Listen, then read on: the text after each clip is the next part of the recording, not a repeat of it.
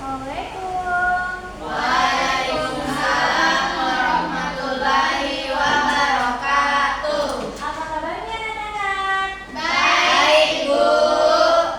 Selamat sore. Sore. Ibu punya jargon nih. Kalau ibu bilang selamat sore, anak-anak sekalian menjawab sore, sore, sore luar biasa. Bagaimana? Oke, Bu. Selamat sore anak-anak. Sore, sore, sore luar biasa. Oke. Baiklah, ibu absen ya. Iya, Bu. Nur Syahda. Hadir. Nurul Anissa. Hadir, Bu. Siti Habibah. Hadir, Bu. Ratu. Hadir, Bu. Rismawati. Hadir, Ibu. Eka Wahyuni. Hadir, Bu. Ade Putri. Hadir, Ibu. Surya. Hadir, Ibu. Nengsi Putri. Hadir, Ibu. Alfia. Hadir, Ibu. Muhammad Asfar. Hadir. Ardiansyah. Hadir, Bu. Oke, hadir semua ya pada sore hari ini. Nah, pada sore hari ini ada yang tahu kita akan belajar apa?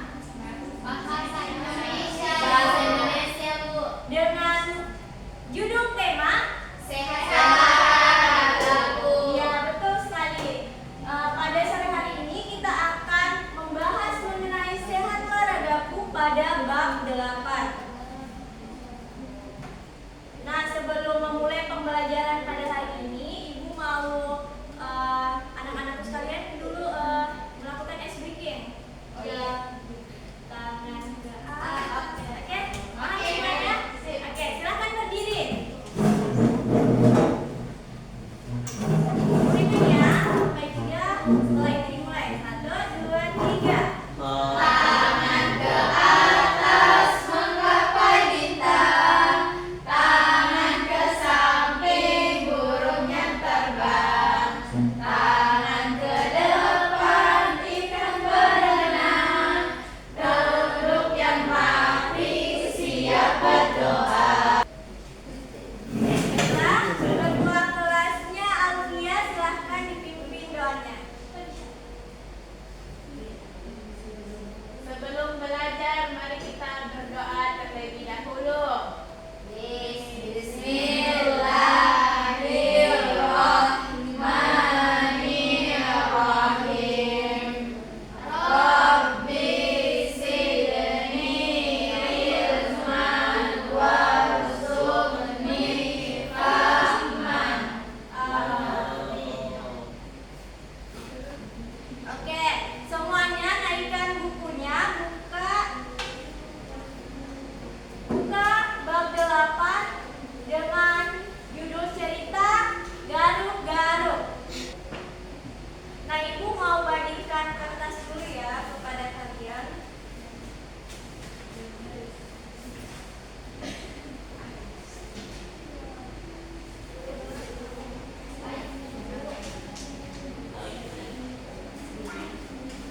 Jadi, oke, belakang. Baiklah, apakah teks di atas terlihat jelas? Jelas. Baiklah, Ibu mau meminta satu orang untuk membaca satu paragraf. Ada yang mau? Saya, Bu. Oke, Nur Syahda, silahkan. Bermain atau belajar bersama di rumah Fahmi itu menyenangkan. Rumahnya luas, bentuknya meniru rumah balai, rumah adat Kalimantan Utara. Bagi Kidul, bermain di rumah Fahmi berarti dia terbebas dari Kak Asih yang cerewet menyuruhnya mandi. Kidul tidak suka mandi. Itu sudah bukan rahasia lagi. Baiklah, selanjutnya apakah ada yang mau membacakan paragraf kedua? Baik, Nurul, silahkan. Selain terbebas dari Kak Asih, di rumah Fahmi juga banyak makanan. Fahmi selalu menyuguhi mereka buah dan perbonan khas Malinau ataupun dari luar daerah. Siang ini mereka membaca buku ditemani kerupuk tipis. Kata Fahmi, kerupuk ini disebut empeyek dan makhluk kecil-kecil di atasnya itu adalah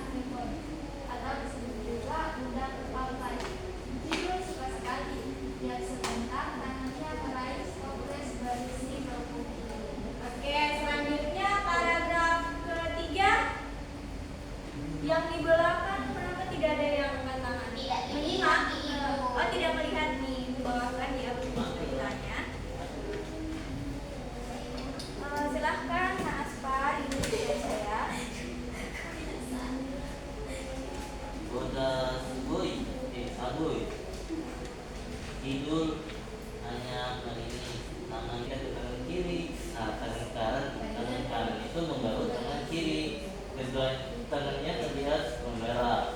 Aduh, banyak nyamuk. Seru tidur. Mana ada nyamuk? Kata Fahmi. Buktinya aku dan Sagoy baik-baik saja.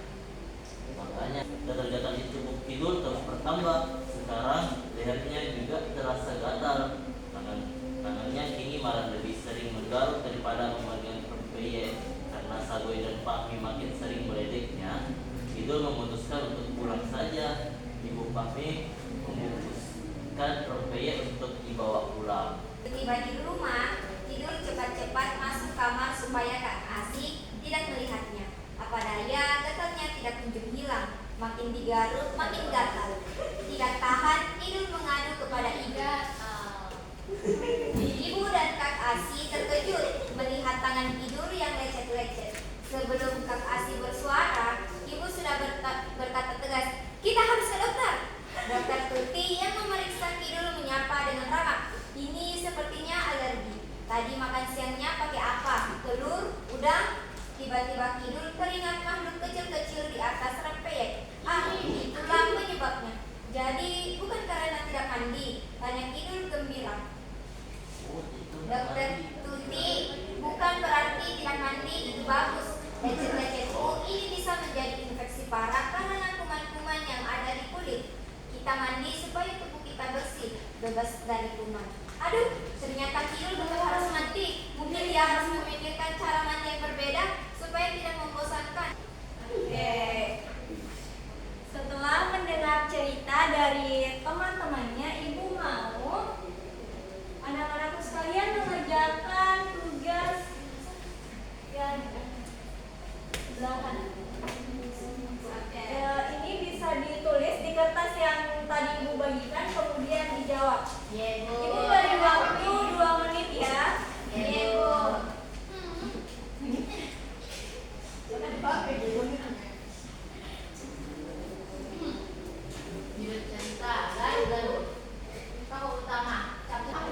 Kalau ada yang tidak dipahami, silahkan bertanya ya.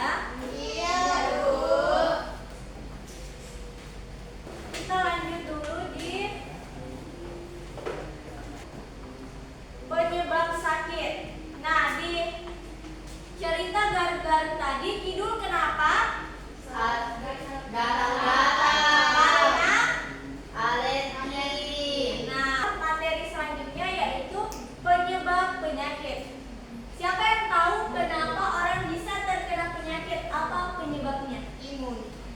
Kalau akan ibu tidak cuci tangan terlebih dahulu. Betul. Ada yang lain? Oke. Salah satunya itu karena perilaku hidup yang tidak sehat. Nah, perilaku yang tidak sehat itu seperti ini.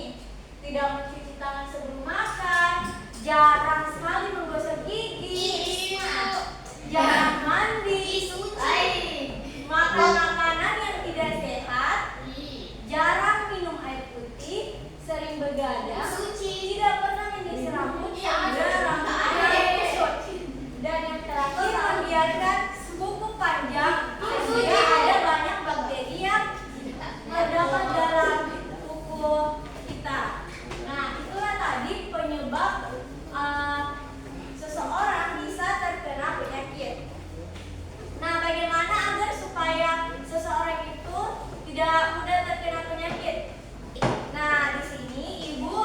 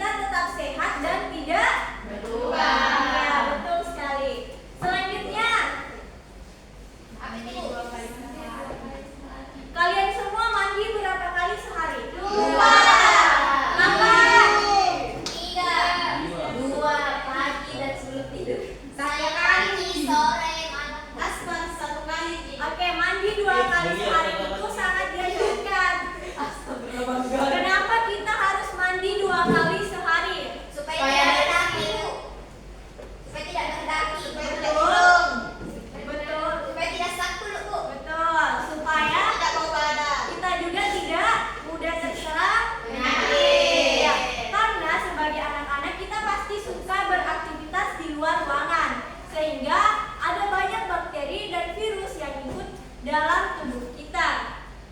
Selanjutnya, makan makanan gizi seimbang. Contohnya seperti apa? Makan sayur, Sayur, makan ayam, susu. Betul. Kita harus makan makanan gizi seimbang agar sistem imun kita itu kuat dan tidak mudah terserang oleh Penyakit. Betul. Iya, yang terakhir ya, menggunting kuku. Di sini sudah semuanya yang menggunting kuku?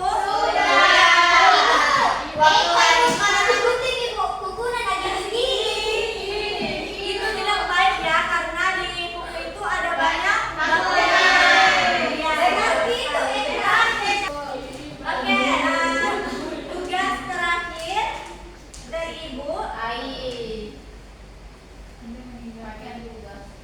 Tanpa saya bisa nanti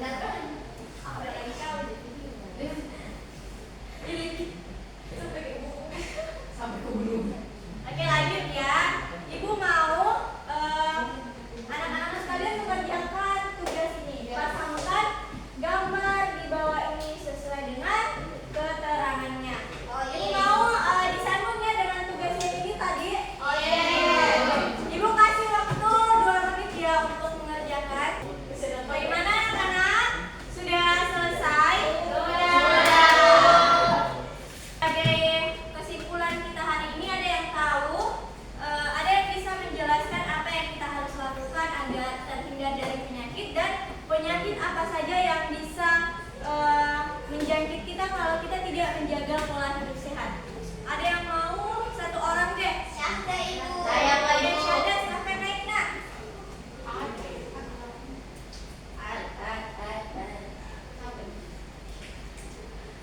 Nah, baiklah, agar kita bisa terhindar dari penyakit, kita harus melakukan hidup sehat seperti sering cuci tangan, gosok gigi, rajin mandi, makan dengan gizi yang bagus, rajin minum air, olahraga, tidak begadang, suka sisir rambut dan menggunting kuku.